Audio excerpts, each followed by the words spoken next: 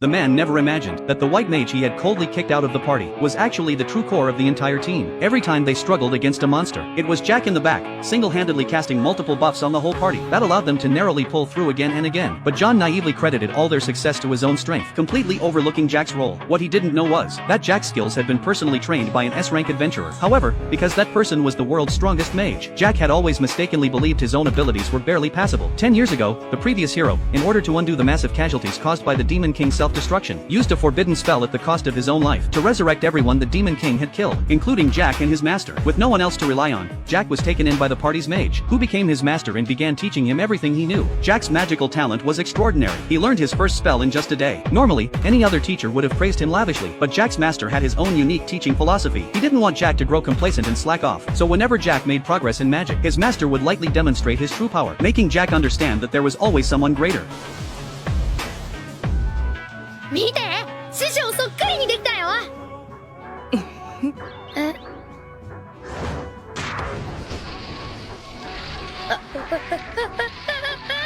まだまだ甘い実力不足 Years passed in the blink of an eye. By chance, Jack came into contact with an ancient magic tome. Instantly, vast knowledge of ancient magic flooded his mind. The familiar scene immediately made his master realize Jack possessed the same chosen as the late hero. Ancient magic was powerful, but his master didn't want Jack to overestimate his own strength and repeat the same tragedy. After careful consideration, the master chose to seal away the ancient magic knowledge in Jack's mind. After that, he became even stricter with Jack's magical training. And once Jack had grown enough, he threw him into the forest to survive alone. At first, Jack thought it was impossible, but after repeatedly escaping from magical beasts, all the spells he had learned grew steadily more polished. Under the pressure of survival, he even awakened a talent for modifying magic. In less than a week, he successfully returned to his master's home.